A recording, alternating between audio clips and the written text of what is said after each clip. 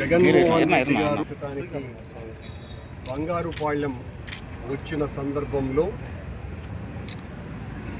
Police వాళ్ళ చేత ప్రభుత్వం పెద్ద ఎత్తున నిర్బంధానికి గురిచేసి మా కార్యకర్తలని రైతులని ఎవరిని కూడా కలవకుండా చేయటానికి చేసిన విశ్వ ప్రయత్నం విఫలమవ్వటంతో వేలాది మందిగా తరలి వచ్చి జై జగన్ అంటూ నినాదాలు చేస్తూ వాళ్ళందరూ కూడా పెద్ద ఎత్తున జగన్మోహన్ రెడ్డి గారి పట్ల వాళ్లకున్నటువంటి అభిమానాన్ని ప్రదర్శించినటువంటి సందర్భంలో ప్రభుత్వం కక్షగట్టి ఒక పత్రికా విలేకరి మీద మా నాయకులు దాడి చేసినట్టుగా ఓ అభూత కల్పన సృష్టించి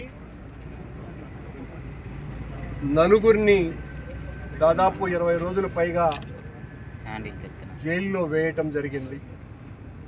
అందులో చక్రవర్తి అనేటువంటి మా పార్టీకి సంబంధించిన సోషల్ మీడియా కార్యకర్తని జూలై 10వ తారీఖున అరెస్టు చేసి 13వ తారీఖు వరకు కోర్టుకు ప్రొడ్యూస్ చేయకుండా అక్కడ ఉన్నటువంటి పలమనేరు డిఎస్పి అతన్ని నీవు 10వ తారీఖు కాదు ఈరోజే నిన్ను నిర్బంధంలోకి తీసుకున్నాము అని చెప్పాలానని అతన్ని బలవంతం చేయటము, అతన్ని బూతులు తిట్టడం కూడా జరిగిందట.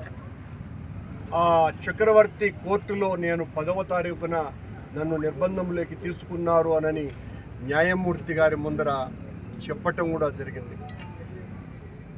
ఇదంతా కూడా పని కట్టుకొని మా నాయకులని కార్యకర్తల్ని నిర్వీర్యం చేయటానికి చేస్తున్నటువంటి కుట్రలో భాగంగా అదనంగా చిత్తూరు నియోజకవర్గ సమన్వయకర్త మా పార్టీ నాయకుడు అయినటువంటి విజయానందరెడ్డి గారి పుట్టినరోజున ఆయన వేడుకలు జరుపుకున్నారని ఆయన అనుయాయులు, ఆయన శ్రేయోభిలాషులు, మా పార్టీ నాయకులు అయినటువంటి 6 మంది మీద తెలుగుదేశం కూటమి వాళ్లే దాడి చేసి వాళ్ళ ఇళ్ళు పగలగొట్టి వీళ్లను తన్ని మాకు దెబ్బలు తగిలాయి అని తెలుగుదేశం పార్టీకి సంబంధించినటువంటి నాయకులు వాళ్ళ మీద సెక్షన్స్ను పెట్టి వాళ్ళనందరినీ కూడా కేసులు నమోదు చేసి జైల్లో పెట్టడం జరిగింది.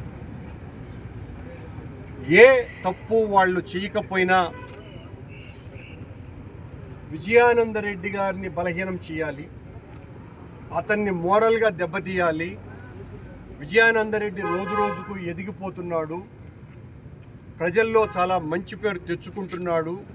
వైఎస్ఆర్ కాంగ్రెస్ పార్టీ ఇచ్చినటువంటి పిలుపులన్నింటినీ కూడా అందుకొని పెద్ద ఎత్తున ఆందోళనలు, ఉద్యమాలు ప్రజాస్వామ్య పద్ధతిలో చేస్తున్నాడు కనుక అతన్ని అణగదొక్కాలన్నటువంటి ఉద్దేశంతో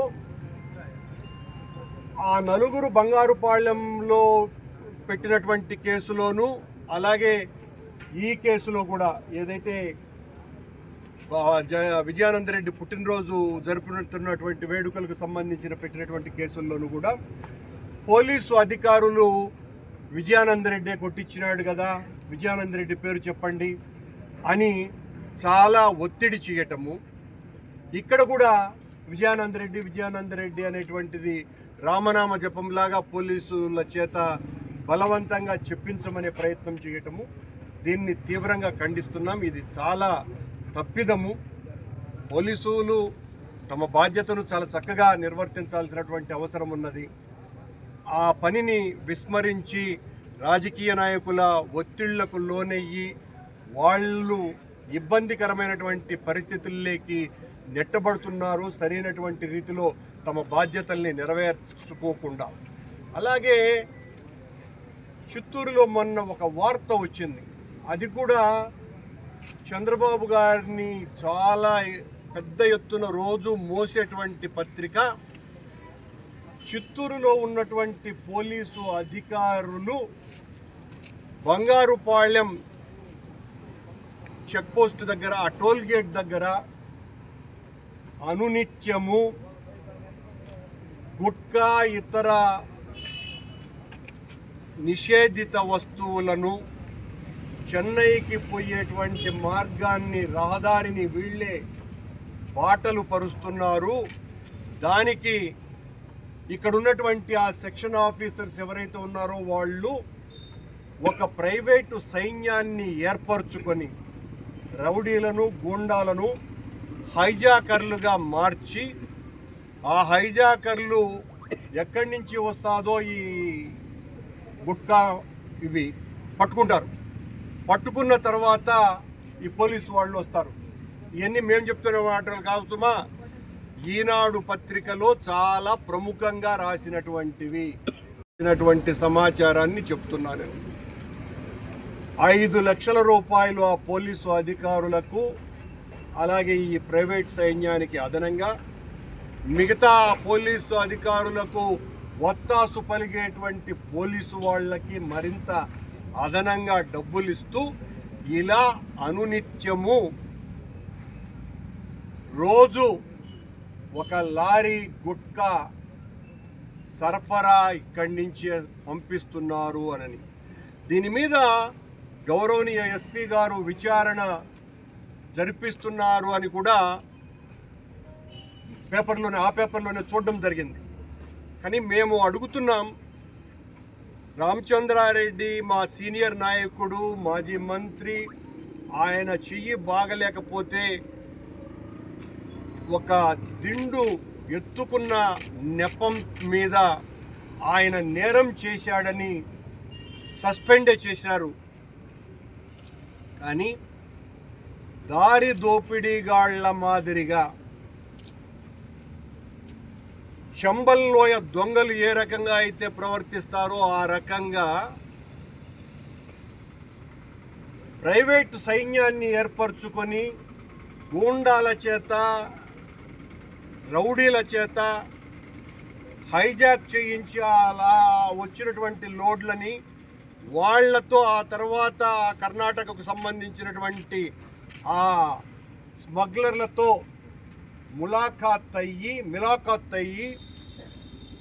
వాళ్లతో బేరాలు కుదుర్చుకొని ఒక్కో లోడుకు 5 లక్షల రూపాయలు పైగా వసూలు చేస్తున్నటువంటి ఆ పోలీసులు వాళ్ళే ఈ రోజున ఇక్కడ ఈ విజయానంద రెడ్డి కావచ్చు, లేకపోతే ప్రజాస్వామ్య హక్కుల కోసమని పోరాడుతున్నటువంటి వాళ్ళనందరినీ కూడా ఉక్కుపాదంతో అణిచేయాలని చూస్తున్నటువంటి ఏ పోలీసు అధికారులు అయితే ఉన్నారో వాళ్ళు చేస్తున్నటువంటి దందా ఇది అని ఈనాడు పత్రికలో చాలా స్పష్టంగా వచ్చింది. అదనంగా వాళ్ళు ఈ రకంగా పౌర హక్కుల కోసమని పోరాడేటువంటి వాళ్ళ మీదేమో కేసులు బనాయిస్తారు, జైళ్ళల్లోకి నెట్టుతారు, వాళ్లను విపరీతంగా భయభ్రాంతులకు గురి చేసి కొడుతున్నారు, 307 కేసులు పెడతారు. అలాంటి వాళ్ళ మీద తూతూ విచారణ కాకుండా ఈరోజు పత్రికలో వచ్చింది ఎల్లుండి మర్చిపోతారు అన్నటువంటి రీతిలో కాకుండా చాలా మన పోలీస్ అధికారులు వాళ్ళు పెట్టినటువంటి పత్రికా సమావేశం నేను చూడడం జరిగింది.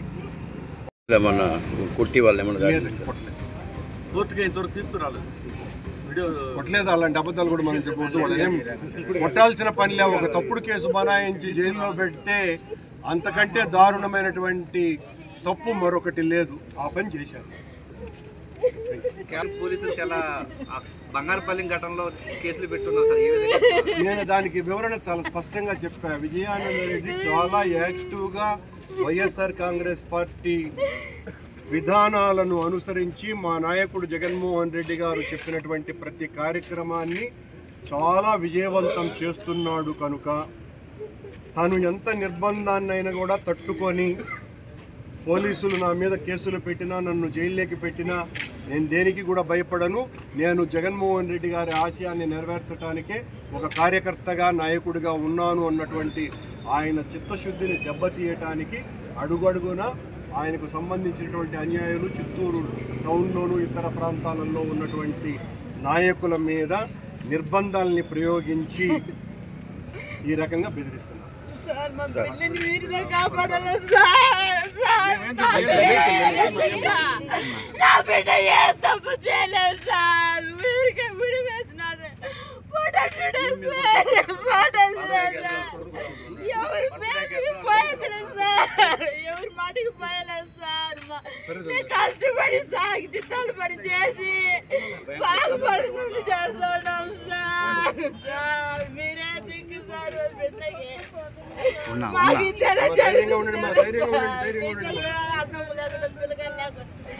తినలేదు సార్. ఊరికే నీళ్ళు తాగి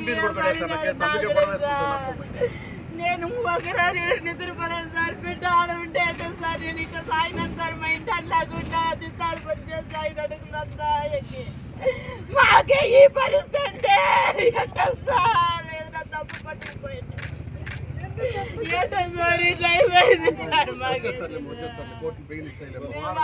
చాలా మంచివి సార్. మా ఇంట్లో కూడా లేదు సార్. వాడే సార్. మా బిడ్డ లేకపోతే నేను అట్ట సార్ బతికేది. మీరే సార్ దిగు. ఎస్పీ గారు ఎంత గొప్ప నీతి నిజాయితీ నిబద్ధత కలిగినటువంటి అధికారి. ఆయన ఏమాత్రం కూడా తప్పును క్షమించరు అని నేను దాన్ని మనస్ఫూర్తిగా ఆహ్వానిస్తున్నా.